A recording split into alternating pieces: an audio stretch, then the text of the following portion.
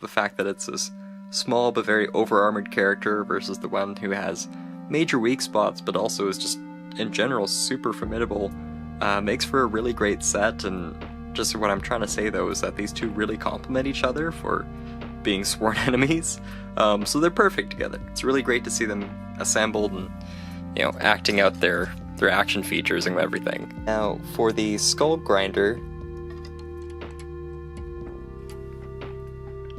so the Skull Grinder weighs 136 grams. That'll be plenty to work with, at least. Now, this is a very different version of at least the staff and this general gist of the body type, and reason for that is I really wanted to sort of change the idea of, first off, the weapon itself of Skull Grinder to suggest an idea of some sort of grinding attack. Originally I wanted to go with the drill or something like that, but with the exception of Bioshock, I can't think of too many cases where like there's been a big hulking creature that can sort of lug around that machinery and use it effectively. The idea is that in these revision videos, I essentially weigh the original and then weigh the sort of current model that I did, and ideally it sort of stays within that weight budget, quote unquote, so I don't go, you know, too crazy with the materials, but as a result I can show an alternative to what could have come out of the box. And we're looking at 133, which is under what we actually had for the original, which is great. There's not too much more I could add, unfortunately, to essentially what the budget was in theory for armor and sort of additional pieces and things like that, but I'm quite happy with where it is. And just to sort of spin it around, you kind of get the general gist of how pronounced the chest piece was. And the reason why I mainly ended up taking out the rib cage was it was for another model that I made. I'll give you a bit of a preview into the lava beast needing to be symmetrical, but aside from that, it was also just a challenge to sort of see, if I take out this material, what else can I make up for essentially in other ways. So just going around again, unfortunately by taking out the shoulders, it takes out a bit of the width, but it also adds a lot more stability to it and kind of makes the playability easier. And also you'll notice, by adding this torso piece into here, it wouldn't have come out at the same time realistically, but I very much would have liked the idea of not only being able to have this gearbox move the arms sort of back and forth, but also being able to pivot at its waist and then actually swing the weapon around.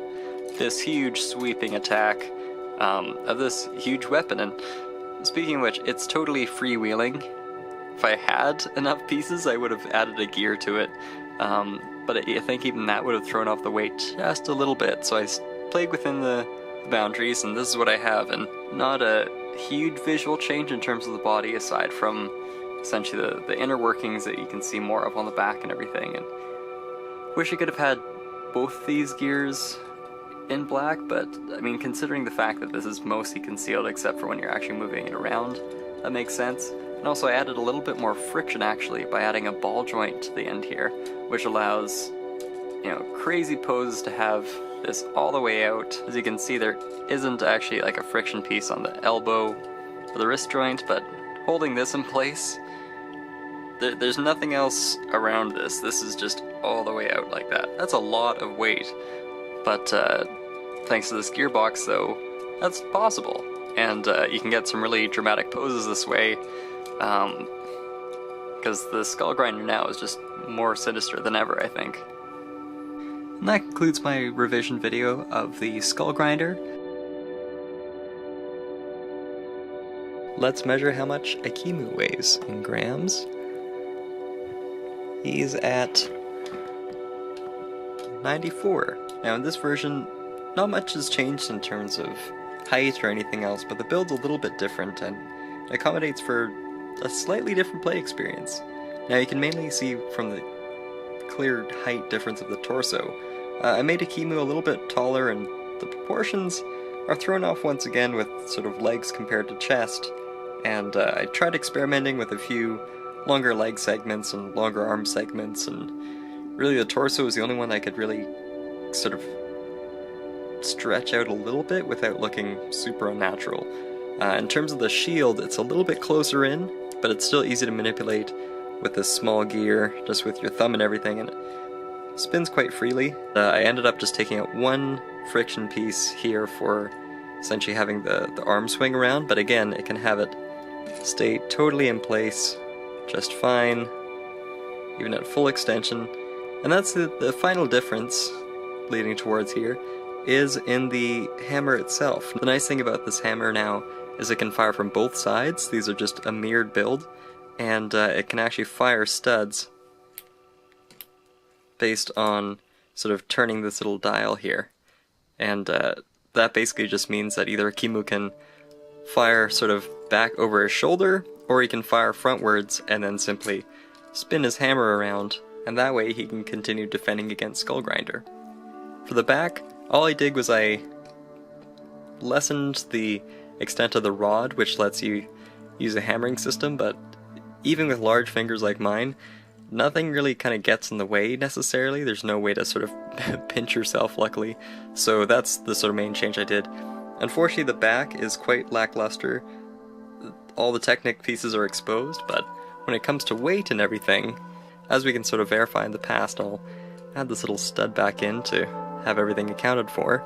The final weight in grams comes to 91, which is less than I expected. I was a little bit worried by adding the second hammer piece that effectively there'd be consequences to the weight, but considering I minimized a little bit in the shield and a little bit in the torso and everything and just made it a little bit longer, things still worked out. And as much as I'd like to add a bit of cladding to the back, that would unfortunately sort of take away any benefits that I had developed earlier. So this is a pretty well-balanced build. This is an Ekimu I'm definitely happy with, and that wraps it up for my revision video of Ekimu. Also, as a bonus video, if you guys are curious how to make Ekimu's hammer, I'll give you a quick little demo. So, hand and so the rod of the hammer are pretty straightforward. But what I dig with the mechanics of the inside here is that I effectively have one of these two-piece pads, and I'm just going to take the studs off manually to avoid mess. You just add one of these washer pieces, and in the back all it is just one of those 3 wide rod pieces with a stud at the end, and that actually gives it a bit of friction too, so it doesn't let it spin freely, but it also keeps the pin actually in place. And all you have to do then is make this build, which is made out of pretty standard Technic pieces, and you're ready to go for a double-sided blaster. Thanks for watching, guys, and I'll see you next time.